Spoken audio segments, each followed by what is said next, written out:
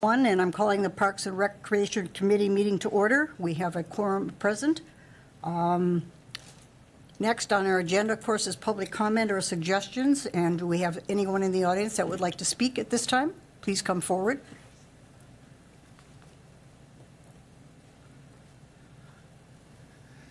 Hi, my name is Sandy Couch. I'm the Executive Director of the Community Outreach Task Force. And I just wanted to speak a moment about an ordinance or code that is within a packet that I've read about littering. And I know that the unhoused, our clients that we work with, contribute to a lot of the issues. And so I wanted to just briefly talk about how, again, inaccessibility to helping them clean up their areas almost criminalizes homelessness again. In that if they are ticketed for littering or, it's a part of any bonds or whatnot or arrest or whatnot. I'm sorry, I came right from work, so I didn't have anything prepared. That, again, it's like criminalizing homelessness. And at the same time, I want to say last week, my director of operations of outreach and I cleaned up an area. And we took out 6 contractor bags of trash. So we know it's a problem. But I want to show you the other side of that problem. It was a gentleman who got housing and had no way to clean up his area. So he got housing, he came down to our bus to ask for our help to clean up his area. So sometimes the unhoused are looked upon as they create this mess and that they're messy people and they get all kinds of stereotypes, and they truly do not want to leave the community a mess. And so we cleaned it up for him against his objections because he wanted to clean it himself. However, he's physically disabled. So we did it for him. And the thing that really bothered me about it is the people who placed him in housing knew of the situation of where he was camping out. They went and cherry-picked the stuff he needed and left the rest behind. So we need to come together as a community, as an as a city, a village, take care of our own, and work together to get this mess cleaned up and not be fining the people that fine for everything. And I'm sorry for the jumbled talk. Usually I have everything written out because I get up here and I lose it. But so it goes to the Parks Department too, cleaning up human waste. If we don't give them toilets to use, they go outside. And the Parks Department shouldn't have to deal with that. But they do. And so then they complain, and then the solution then is to punish the people who have no choices. So I just wanted to come just to speak to that. And as an agency, we're all volunteers. We have to support our families. I'm working 50 hours a week to support my family in addition to doing what I do for the task force. But I did want to offer to work together with the Parks Department and with this committee to find ways that agencies can come together and work together with the Parks Department to keep our city clean and to not punish the unhoused. They have to leave their stuff in parks at times. They have to camp. They don't have a choice. So if we make them carry everything on their back and throw everything else away, we are at risk of killing people. And it sounds dramatic, but it's true. We're fencing off shelters. We have a shelter that will only house less than 30 people. What are we going to do? Make them sleep in a doorstep with no clothing to keep them alive because they can't carry a sleeping bag and a tent and everything else that they need to stay warm and alive through this winter. So, any of you have any ideas on how we can as an agency help, we're willing to help. To get other agencies to help, we will do our part in trying to do that too, to encourage that. But I want to support the Parks Department because they truly have more than they need on their plate with the unhoused population. But also we need to do it in a humane, caring, compassionate way. So, thank you. Thank you. Is there anyone else who would like to speak? If not, I will move on to number 3 on the agenda. I'm looking for a motion to approve the minutes from the October 3rd, 2022 meeting. I'd like a motion. Motion by Killian, and I second by Lou Larson. All in favor? Aye. Opposed? None? Motion passed. Going to number 4 on the agenda, and I'm going to turn that over to Jamie. All right, thank you. We have a PowerPoint in your packet, but just to cue this up, and then I'm going to turn it over to Jason Flaris, who's here from, did I say that right, Jason? From MSA, who will kind of walk through what MSA has helped us do so far. So just as a refresher for the committee, we did hire MSA earlier this year to help us update our outdoor recreation plan, which actually went through the end of 2021. So we're a little bit behind. We carried it over, but we'll get it. Our goal is to get it complete by the end of 2022. So we have it for the 2023 through the 2023, 4, 5, 6, 7, 27 year for our next 5 years. One of the goals we had was to take what we had in the last corp, because that was a very good corp as well, and to roll the items over that needed to get rolled over so that we continue working on those items that need to be addressed, but then add anything new that's come up. Then also change the format just a bit to be consistent with what MSA did for the county last year in our update to our county Parks and Recreation Outdoor Recreation Plan, because it was very easy to read, very usable, and eventually these 2 documents should work hand in hand going forward, because it's one department doing both documents. So that's a little bit of change from the format of the old one, but in essence, most of the content is all the same, just in a little bit of format. So as you are aware, we did have a public survey that went out. We did get some respondents. We'll talk about that as we go through the PowerPoint, as well as each of you had the opportunity to go out to the parks and write down any needs or wants that you might have in the system, turn them into Emily, who's helped us put that together, and she is out of the office today, so Jason gets to do the presentation for us. But I'll turn this over. We do have a PowerPoint in here that I will have Jason walk us through, and I'll get it ready here. And then we can ask any questions or provide any comment that you might have. We're really asking the Parks Committee tonight to kind of look at this document. I know it was quite large, but provide feedback or any areas that you think we're missing something or need to be added. I've got a few small tweaks that we'll be correcting. We have a section on bike pedestrians that we will talk about later that we'll be adding that I got from our city planning department, and how it coincides with the MPO and the plan that's already in place for that. And then we'll get those changes input before we take it to city council. And our goal is to take it to city council on November 22nd.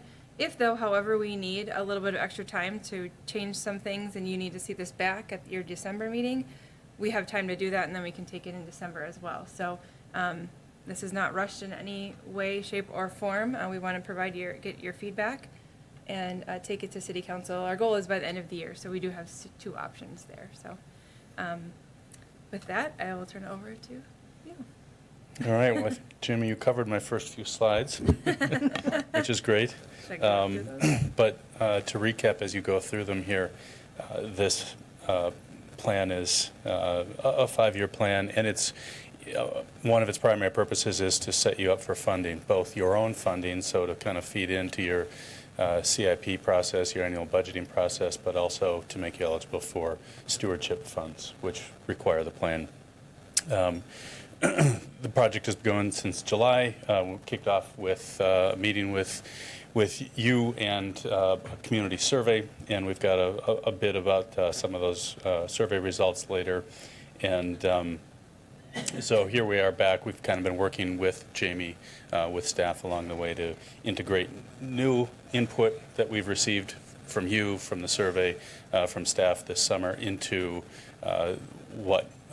into the existing plan that you had. So to kind of roll that forward. And so we're headed for adoption later this month or December. The outline of the plan is pretty straightforward. Introduction, info about the community, goals, objectives, analysis of needs and demands. I'm going to spend a few minutes talking about that to kind of show where you sit relative to kind of industry and community selected standards and a few gaps that you have. And then getting into, all right, kind of park by park. And we're not going to go through all the parks, but that's what the plan does, is go through park by park and identify projects. So talking about the analysis of what you have versus what you need, there's a couple of ways to look at this. One is to look at it from sort of an industry standard standpoint and simply an acreage. How many acres of park per person or per 1,000 people do you have? You had identified, the city had identified a goal of 10.5 acres per 1,000 residents in the preceding plan, which is a pretty customary standard, and where you actually sit on an acreage standpoint is nearly 12.8 acres per 1,000 residents, and that puts you a little bit above the median from data from the National Parks Association. And so from an acreage standpoint, you're doing fine. You don't necessarily need more parks. If you look at that table on the left, it projects forward some population projections that suggest, all right, the city isn't anticipating a whole lot of population growth.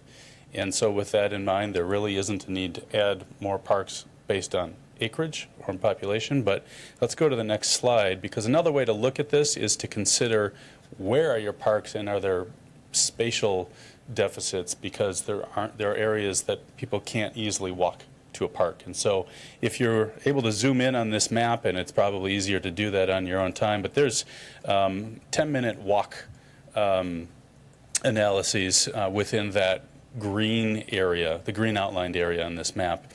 And there are some neighborhoods across the city, both older and newer, that aren't that have chunks of neighborhood, chunks of residential areas that aren't within a 10-minute walk of a park.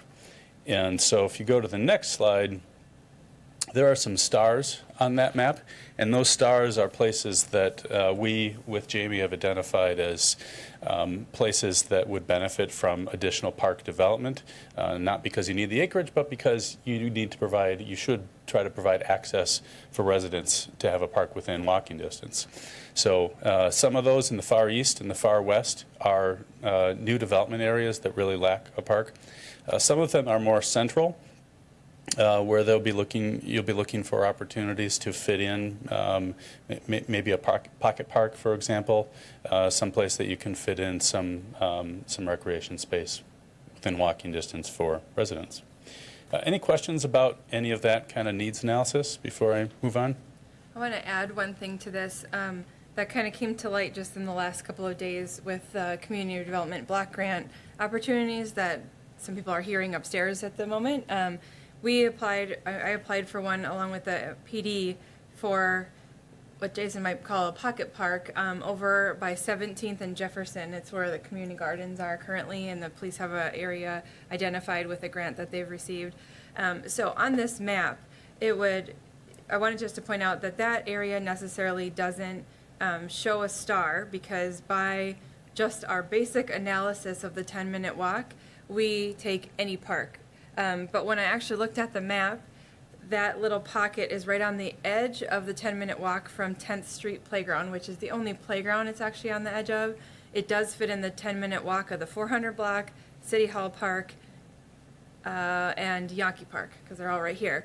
But if you notice, these three parks do not have a playground for children to use. So that area really, if we're talking about play features for children, and that's what this goal of this police grant is for this community outreach house that they have, is to provide a safe place for families and children to go.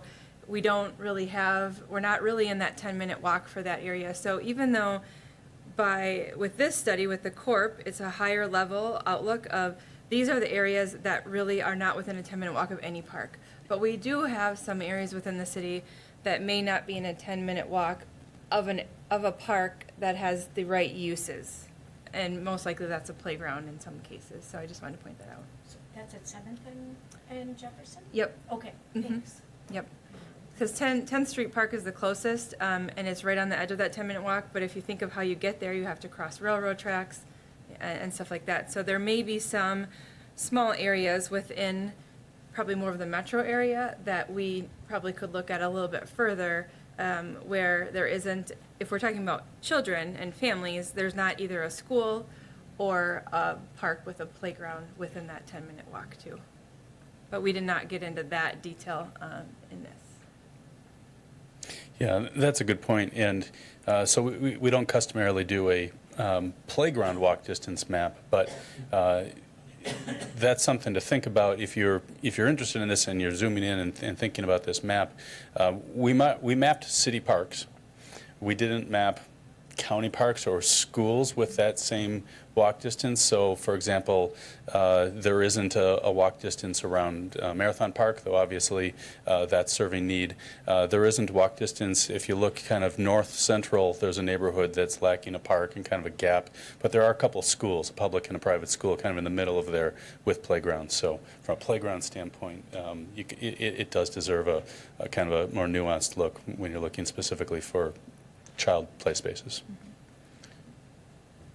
Moving along, just a couple of highlights from the community survey. There were over 600 people that took the survey.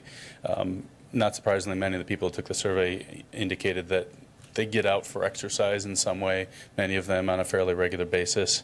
There's a note here that 50% of survey respondents don't have safety or accessibility concerns with parks. I would paint a slightly rosier picture than that. There was about a quarter that said that they have a concern, and over half said they specifically don't have concern, and then there was a little around a quarter that that said they were unsure, or they were kind of in a gray area on that question. But I just want to add a little nuance to that. So a little more information there about how people use the system right now, things that people identify that they're interested in, walking and biking trails, canoe kayak facilities, and an indoor pool rose to the top of the public preference list. And then there's some kind of highlighted what people indicated as their favorites in terms of specific parks and amenities. And then we get into the laundry list of all the details park by park. And again, we're not going to go through all these. There's a few that are called out here just for purposes of showing examples. So this first page, for example, indicates that Eau Claire River Conservancy, the plan is to do a master plan. So that's where you get from system-wide down to, okay, here's a park that needs more detailed planning and design. Further down that same page, Gilbert Park, create a kayak launch. Again, getting to what are the popular things that people have indicated repeatedly that they're interested in. And that first page was the 1 to 3 year list, the highest priority items. When you get to the next page, that's a selection of the medium priority, which is 3 to 5 years out. And so picking out a few highlights there, Pleasant View Park, update the park shelter. And a lot of these are kind of that, maintain, repair, update kind of actions, things that you simply just have to do, even though they're not all that interesting because you're not providing something new. You just got to keep up with what you've got. And bottom of that, the Schulenburg Pool, install lighting, and you'll see that in several parks. There are lighting recommendations. And then the last page of examples here, the low priority, which is 5+ years. Again, we've got another lighting, this one for a parking lot in Sylvan Hill Park. So examples there from, what are all the action items in here? And then going to the next page, some highlights of other recommendations, kayak launches, enhanced city website for parks that have better locational information about the park, so that you can kind of explore the city's map of parks. Community-wide wayfinding, so improvements, again, to be able to help people find and get to parks with amenities that they're interested in. From a programming standpoint, so something that came up that we wanted to highlight in the plan is programming for youth is highlighted. And then some on the topic of maintenance, putting a focus on when doing plantings that are low maintenance. So trying to manage that long-term ongoing cost of the system. So that's about it for the content of the plan that we wanted to highlight. Just to touch in again and repeat what Jamie said, looking, I think, tonight for a recommendation. If there was anything that you saw in here that you would change or something you wanted to add, you're looking for it, you didn't see it, you certainly can do that. You can recommend this forward to council with something that you'd like to add. And as Jamie noted, there are some kind of non-substantive things, just informational or some photo changes that we'd like to make, which she would also like the flexibility to add. I just have a question, so not a recommendation. What are like low maintenance plantings and landscaping? I'm just curious, that's all. So, I mean, Jamie could probably speak to this very readily flowers. because, yeah, Yeah, I mean, more shrubbery, more grasses, even some prairie plantings in some areas where it doesn't have to be, mowed all the time. So something that we can still find that looks nice and can be maintained, but not something that needs somebody there pulling weeds all the time. And, we do hire Revi to take care of river life and that whole area because we just don't have the staffing. It's beautiful, but it's a lot of plants. And so if there's ways that we can still make it beautiful without as many, smaller plants that's the idea of that. Can I add something? So anyone that knows me is going to know that I'm probably going to say native pollinator plants would be great. And they're kind of, well, I don't know if you would consider them low maintenance, but prairie plants, yes. I would love to see those implemented, more. So anyway. Thank you. Yep. yeah. To Jamie's point, the challenge with sort of, flowers, meaning kind of manicured flower beds, is the effort of maintaining them, and they tend to be less diverse, and they're sometimes non-native if you don't select properly. So I think we're talking the same language here. Yep. I think, yeah. Alder Killian? Thank you, and good work. A lot of positive things in the plan and solid detail. I do have one question. It's, let's see, labeled page 46, and it's page 63 of the PDF. It's the Big Bulls Falls Park. One of the recommendations listed is remove or replace shelter. What was the rationale or thought process behind that? I know that Hammond Park has a similar shelter, and it's not being removed or replaced. So what was the thought process in this park? To be honest, that was a carryover from the last court plan. It was the same language in that one. And I think really in any of our parks, we look at any of our structures and we have to determine if it comes to a time when it has to be maintained, we determine whether it needs to be maintained or whether it needs to be removed. But there's nothing as far as no intention, I guess, going forward on my part, because the other one was done before I got here, and we really just carried that language over. So we can change that language. Either way, it does need some maintenance.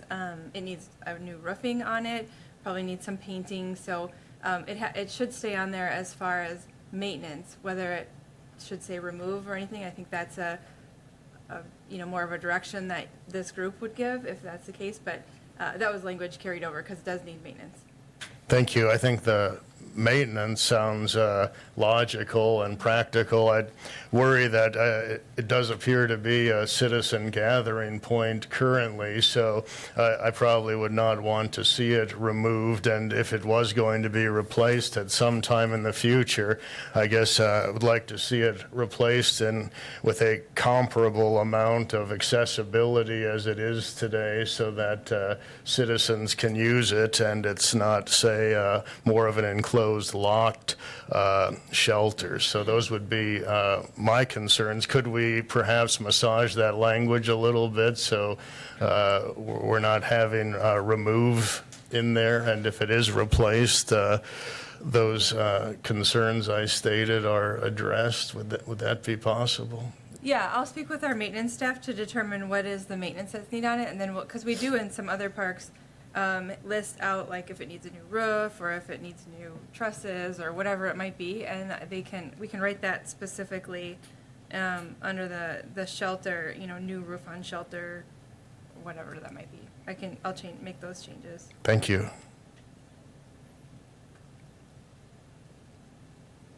Any other questions or comments for Jason? Carol? I just also wanted to say that I really read through the whole thing, and thank you for all your work in this because it is very comprehensive, and I realize some of it is carried over from before, and but just thank you for all that you've done with this. We want it to be usable, so if we can put the time in, that would be helpful. Can we take a comment from the audience? Oh, it's up to you, Chair. Is it short and sweet? It's short and sweet. It's very short. Okay, go Can you ahead. come up to the microphone? Can I do it? Yep. I was just wondering, in this analysis, was accessibility and providing activities for those who use wheelchairs and motorized devices part of that analysis? And is there going to be an effort to make more accessible playgrounds for kids outside of JoJo's Jungle, which is way out of town? Yep. Yes, and I can answer that just by the plan. In the plan, there is a section on, I believe, Jason, right? There's a section on ADA accessibility.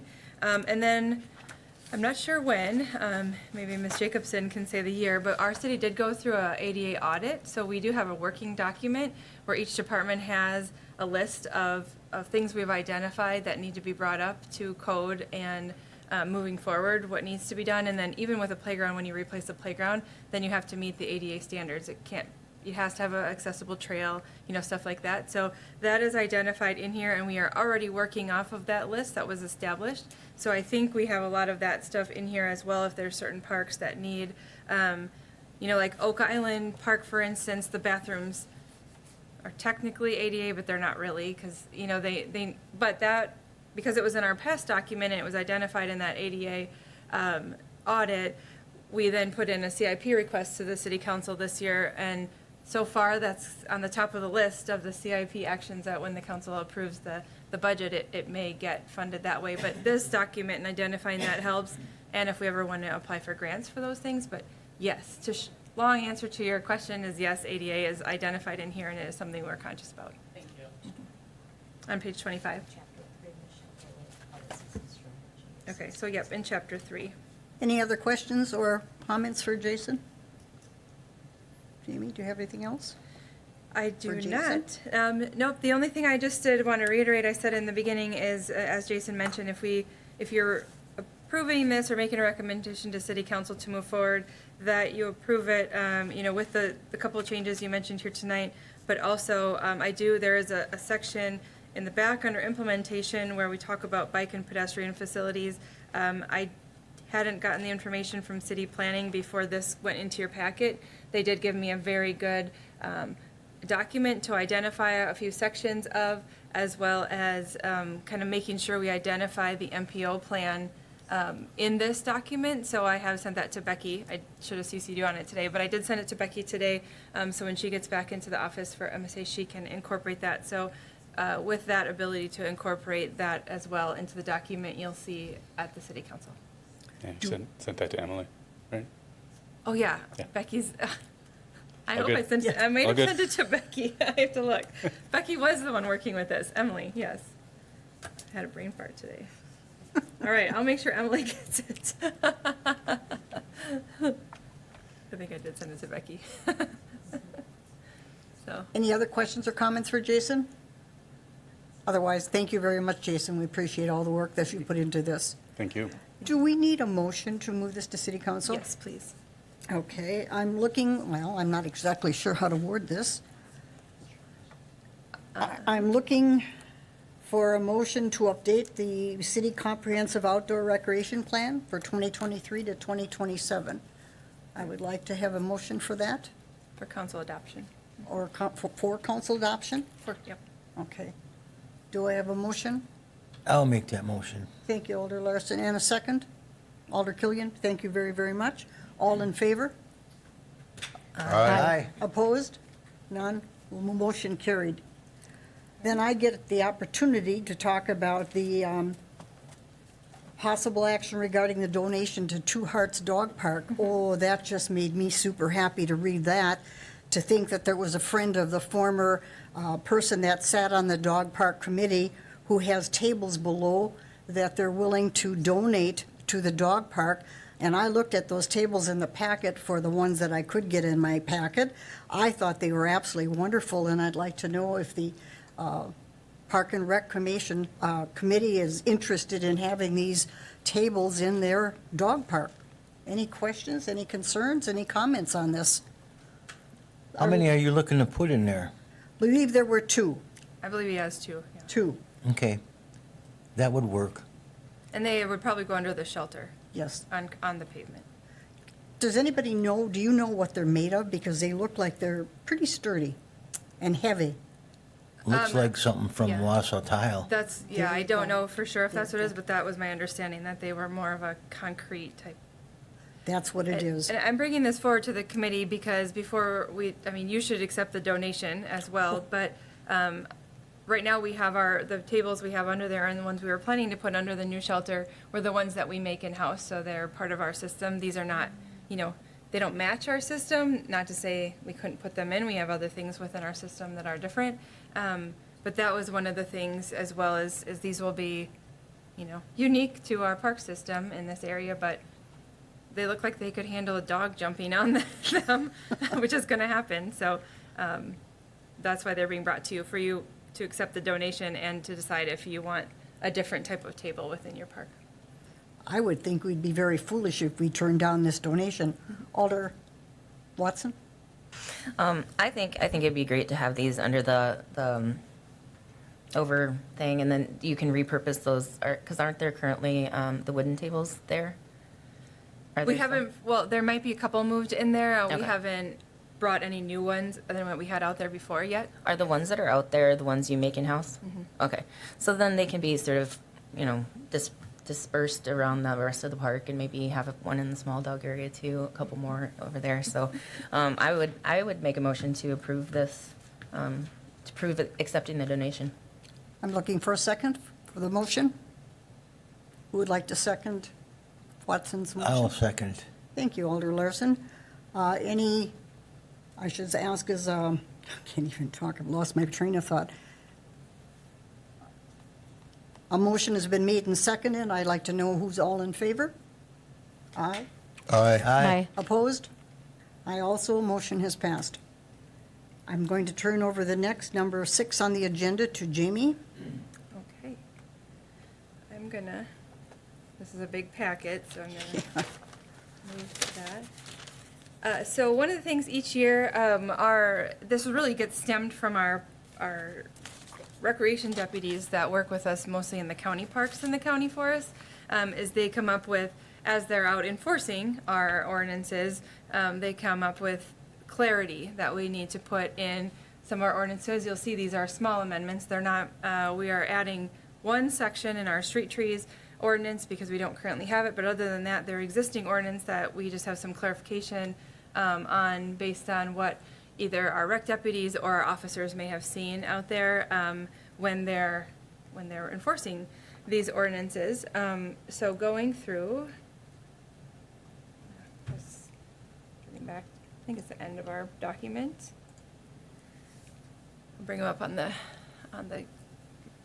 we'll get to chapter 9 first. So chapter 9 is our parks ordinance, and chapter 12 has some street tree ordinances in it. So in chapter 9, the first one, littering prohibited, so this is an existing ordinance, and when we add the word leave in there, and personal items, one of the items here is, not everything that's left in the parks is garbage. And it's not, and this doesn't really speak to, what was spoken earlier. It doesn't really speak to personal, it does speak to personal items when you, because it says personal items in there, but it's not necessarily, this is not targeted to any specific action at this time. What this was to put in there, talking with our Wausau PD about this is, well, I guess in a way it is linked. And when this came up was a group leaving, boxes of things down within the park, like, I'm going to say this, and I don't want this to be taken the wrong way, but the boxes of the blankets that sometimes were left, I think before the bus was available, there was boxes of blankets or boxes of things that were just put at Bull Falls and not given to anybody directly. So it was items that were just left there, not necessarily garbage, but that nobody took and nobody used. So this isn't to say that those items can't be given out to people, but rather than going to the park and leaving a pile of, no different than me going and cleaning out my, kids' room, and instead of taking their clothes to Goodwill, I go and just leave them at a park for people to take, whether it's the unhoused or whether it's other families. It's personal items that I'm taking and leaving them in the park.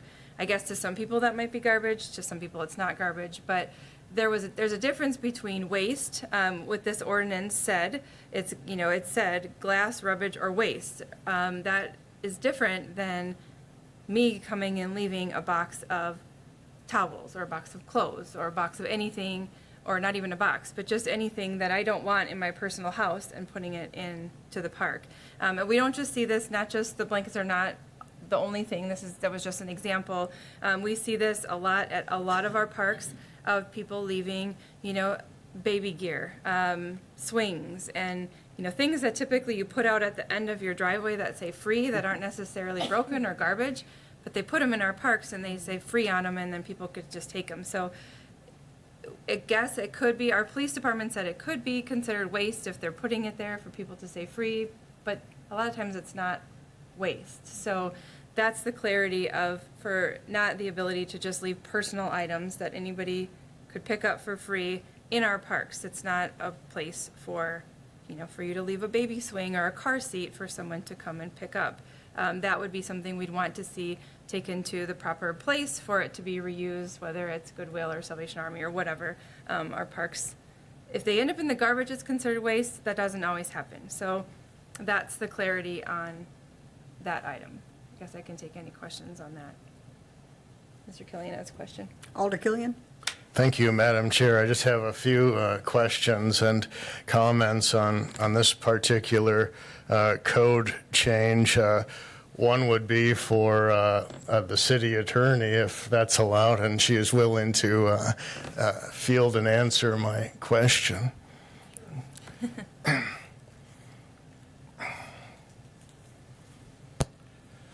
So, one of my questions related to this particular code change would relate to certain situations and contexts, and perhaps Wausau has done an analysis and opinion on such things in the past. But for example, if quote-unquote personal items were in an informal or unofficial dwelling, has the city of Wausau done kind of a granular legal analysis on search and seizure of such personal items? I know in other municipalities this topic has come up.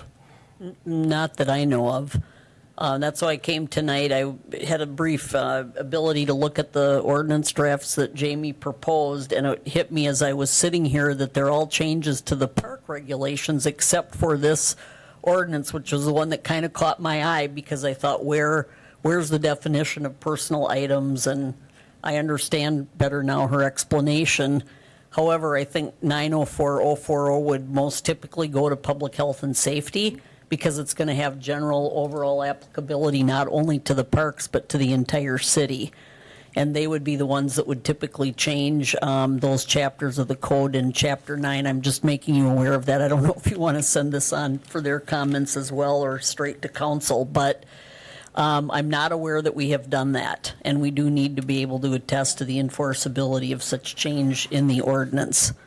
So that was the only one that gave me pause. I wanted to hear the comments tonight because I was wondering how that would play out in different scenarios across the city if somebody were cited for a violation of leaving a personal item anywhere. I mean, I guess other in the public right of way or I think it said public way Yep. in that ordinance. It includes that, yes. So it could be anywhere, not just a parking lot, throw your cap out the window. I mean, I assume that would all that kind of behavior could give rise to a ticket or a citation. Yeah. Now, can I clarify? Ann? Sure, yeah, go ahead. Because we have had this conversation with, I think to your question, is there is a protocol that we have, though, when it deals with personal items in the park that's part of a dwelling. And we typically do not ever, as far as I am aware, cite for that. But we have a protocol that if we have, because we have an ordinance of that against sleeping in the parks after 11, or being in the parks after 11, not just sleeping, but being in. Because they're closed, correct? Because they're closed. That's just the ordinance. But we have a protocol that's in a different chapter. We kind of follow the housing chapter, correct? Of we have to give a certain number of hours notice, and I think it's 24 or 48 hours we don't do it, the PD provides that notice of take your belongings and move them. I mean, all of this is a whole bigger conversation, but to the actual enforceability of the ordinances, we have a protocol we follow. It's a notice to it. And then if they haven't been removed, when we take personal items that are a part of an encampment in a park, we have to keep those for 30 days. So we provide a notice at the site of who they can call or where they can come to pick up their items. And then we have a spot, currently it's in Marathon Park, where we keep any items there for 30 days. And then there's a ordinance, the city code, that tells us what we can do with them after 30 days. So there is, to that respect, there is, and I am not aware that that the PD has ever cited anybody that we've had to clean up after in the park.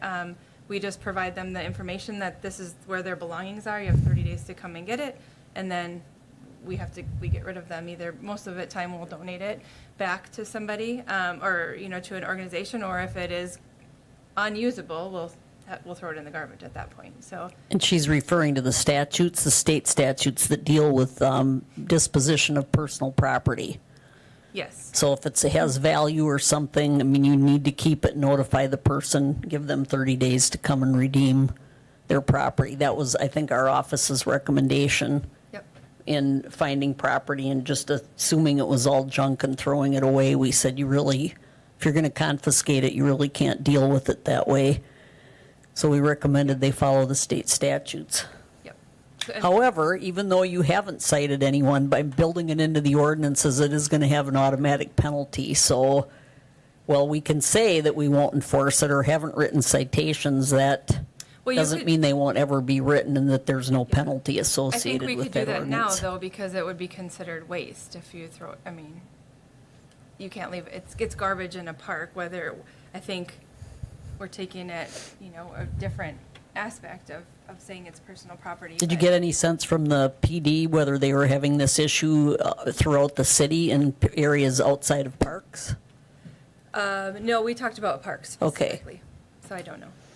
So whether it was intended or not, we've now ventured into a realm where we are possibly dealing with informal or unofficial dwellings, because there's really no exclusive tight definition of quote-unquote personal items. And since it was stated earlier that Wausau's done no legal analysis on search and seizure in relation to those matters, informal dwellings and so forth, I'd certainly feel more comfortable if that was done, and perhaps that provides us with a nice opportunity, the fact that this has come up. And also it may not have been intended. It sounds like the things mentioned were quote-unquote waste and trash. Well, certainly if someone's leaving their pillow and blanket because they're sleeping or living there, it is not what District 3 would characterize as waste or trash. That's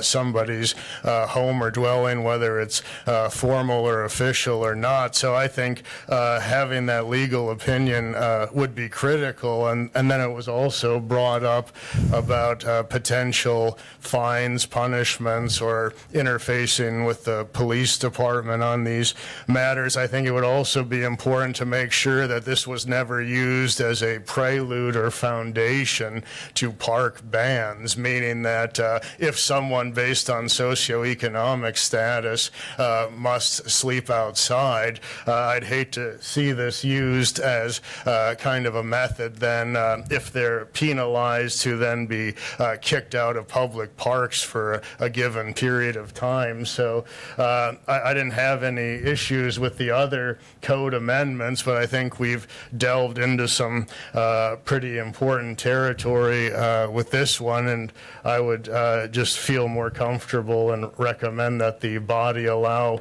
the city attorney's office to provide some analysis if they're so willing in the future. Thanks. We can do that. A public way is defined, though, and the body can regulate what goes on in the public right-of-way or the public ways. So that, I mean, that you raise a good issue. It just depends on whether they want to regulate it in that way or in that manner, and that's why it was introduced at this committee this evening. So whether you're equating unofficial residence or whatever you called it to the public way, that might be, but the city can regulate its public ways. It's just whether they choose to regulate it in that manner or not is really up to the governing body. But I'm willing to talk with you for sure after the meeting or the upcoming days to get a better idea of what it is that you'd like us to research. I'm happy to do that. Thank you, and I'll use my second opportunity to speak on this agenda item. So I wish it was so clear as that, and it sounds like it may be in Wausau, Wisconsin. It's kind of a central Wisconsin miracle of sorts, because when I've done research for other municipalities, this has been a very complex and at times nebulous issue, whether or not the government has the ability to monitor and regulate those areas. It still has raised constitutional issues in other cities, so I don't know if it's the particular state or city, but to me, District 3 does not find it so simple and straightforward, so I'd rather do something right than do it prematurely, and in that vein, I'd certainly welcome a granular, targeted opinion from the city attorney's office for Wausau, Wisconsin. Thanks. Alder Lukens? Just as to your question, Attorney Jacobson, on the southeast side over the summer, you had asked if anyone was if this was happening anywhere else, and it was happening on the southeast side on the boulevards. People were leaving appliances, sinks. It looked like someone was remodeling their house, and they left these on the ends of some boulevards, car seats, different baby gear. That aren't picked up by the garbage, correct? They're Yeah, excluded from that, and people just put them out because they don't want to pay to dispose of them. And know what, right, they were left at the ends of the boulevards. And so with appliances, you have to, there can be fees for, disposing of them. Or so we did have to contact the police department because it was a repeated thing. And many people were getting very upset about it because it was then left, that's a near good their example. home. So I just wanted to let you know that. That's a good example of another a way in which personal items, quote unquote, are left. And I didn't mean to imply at all, Alder Killian, that I think this is a simple and uncomplicated issue. I am clearly not the constitutional expert in my office, nor at all. I never professed to be that. So if you've researched other Wisconsin cities, obviously the Wisconsin Constitution and the U.S. Constitution would apply to us. So we can certainly look into that more. But as you point out, this will have citywide applicability and I don't know how those are dealt with now. I'd really have to look into how many citations were issued under that ordinance and what the fact patterns were, or whether we have the garbage people pick it up and charge them. And they were being left out, I think, or brought there overnight, so no one knew who was doing it, but people were extremely frustrated with it. So, and they weren't small items either. Right. It wasn't, like a coat or a hat. These were double sinks, Wow. so Yeah, that's a nuisance. in appliances, so yeah. Makes sense. Jamie, do we need to table this and bring it back to our our December meeting? This particular one, you could, I don't know that you have to do the rest of them that we have to No, talk no, no. about yet. I just mean this particular item here, number 6, regarding the municipal codes. Well, I agree with Jamie, maybe the 904010, just the littering prohibited one you may want to Okay. table Okay? for further research, but the rest of them, I notice probably need to be in effect before we start using our cross-country trails and our Okay. snowshoe trails and so forth. So I think you intended that to go to Public health and safety. November 22nd Okay, council yes. meeting, Jamie, at the latest. So I would recommend, if you're okay with the language, and I'm okay with the rest of the language, that we move those on to council from your committee if everyone's in agreement. Okay. Alder Watson? I guess too, based on Attorney Jacobson, what you said, like, should this be viewed by public health and safety? Is that The park regulations? No, the 9.04040. I think it might be a good idea to go there because of its implication with the obvious issues that everyone's raised. And I believe they're going to be talking about a lot of those issues at their next Public Health and Safety Committee meeting. So, Well, we were supposed to at the last one and the one before that, and it keeps getting pushed off. So. yeah. So usually that would be under their purview. I will say that. That's the 904 chapter is usually always amended by Public Health and Safety. Jamie brought it forward because it was occurring in the parks, and she had other amendments to the park regulations, but Yep. We can do that. So at this point, then, we are going to table the 9.04 until our December meeting? Well, do you want me to go through the rest of them, and then you can make one motion with tabling that one and moving the rest forward if Okay. if there's not any other further questions? Okay. So the rest of them are fairly minor.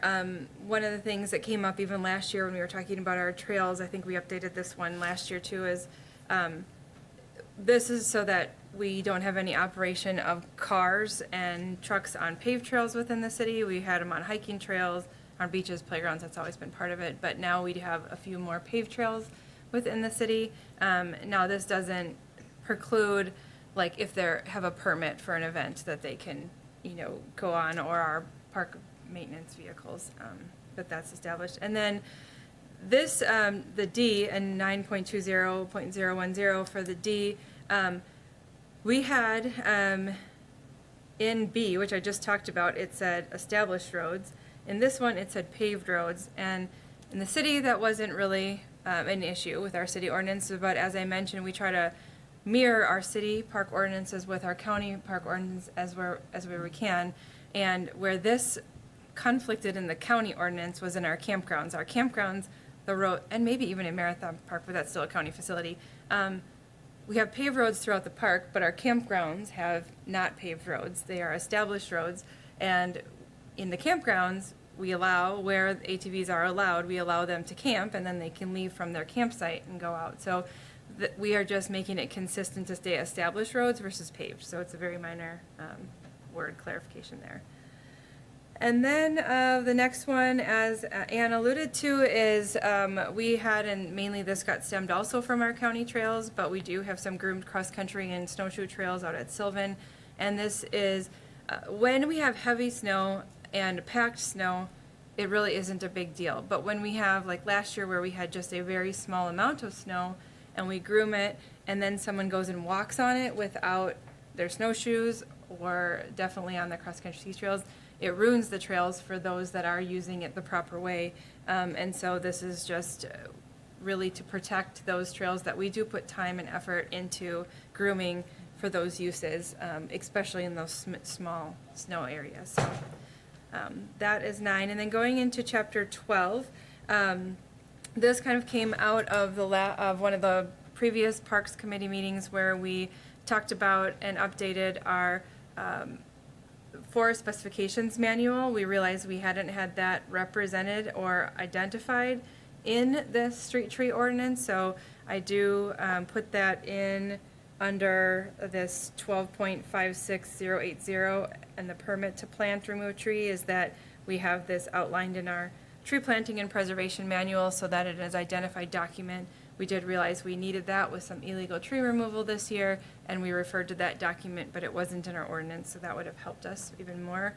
And then this also stemmed from that same illegal removal that we had, is that we didn't have a specific requirement for replacement when we had illegal tree removal go on. So we do have a cost to that. We were able to work through with the city's attorney's office how we dealt with that based on the language we did have in our ordinance, but this is to clarify that we are saying it is a 1-to-1 caliber inch replacement, or it is a fee, and we have that set in our fee schedule of what that per tree cost is. So that really stemmed out of that issue.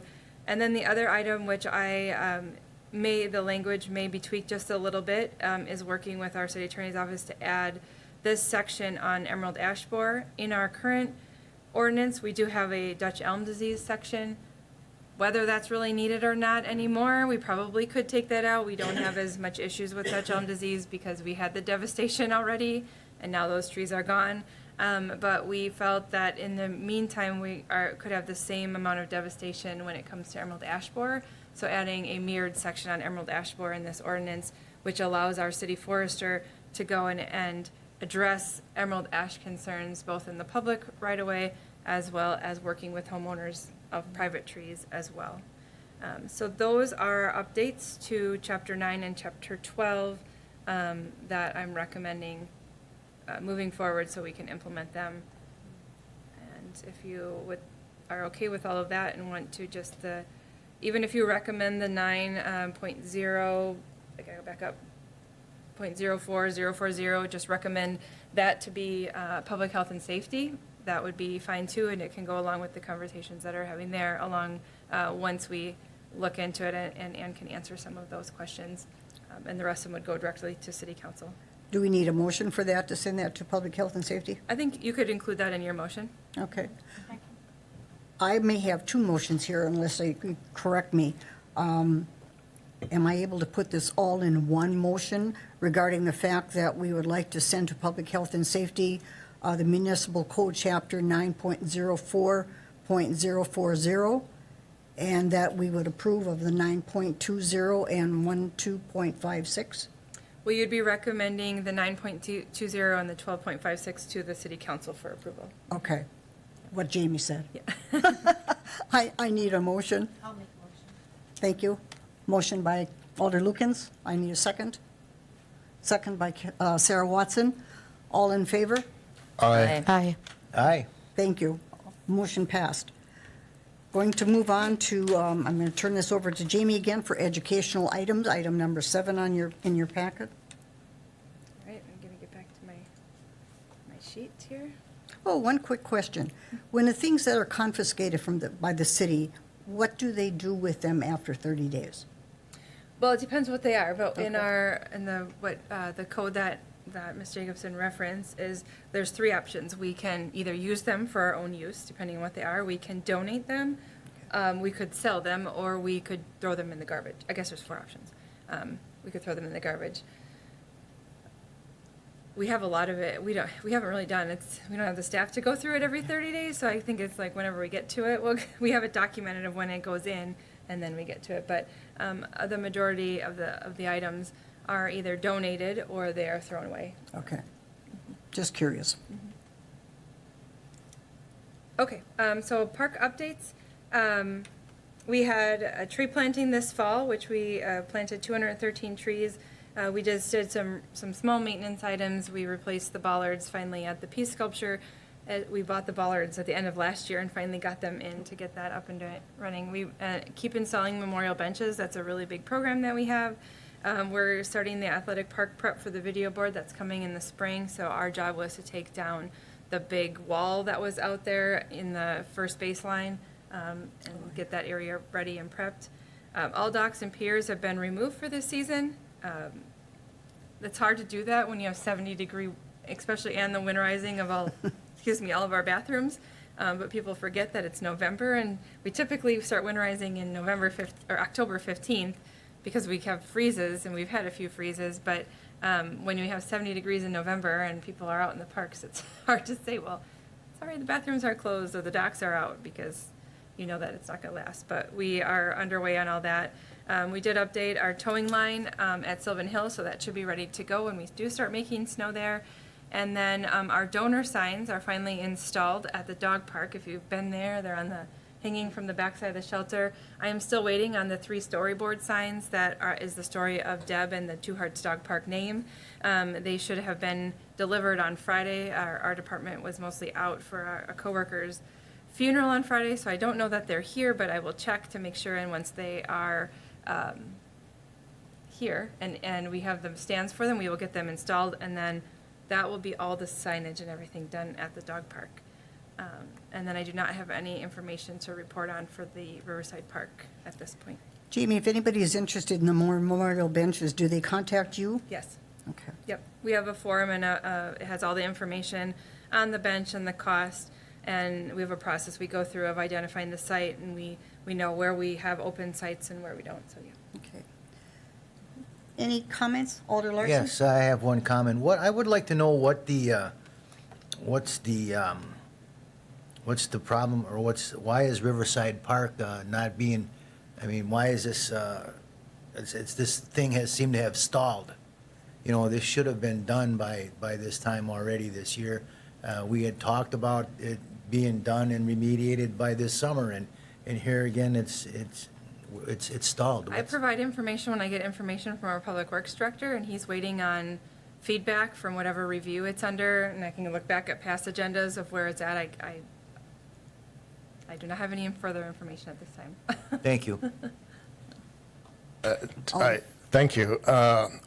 To Alder Larson's question, from reading one of the reports from REI and the city to the DNR, and we may have talked about it in committee, I believe there were some landfill approval samples that had been taken, I think, quite a while ago, where they had to determine if the landfill was going to accept the soil. I think Ms. Polly conveyed to us she had relayed my request to the Public Works Director about getting those, allowing the committee to get those results when they come in. I had sent Mr. Lindman an email today inquiring if those were complete and who had them, if anybody. And, I'm not sure, when I had checked my email prior to coming to the meeting, I had not seen anything yet.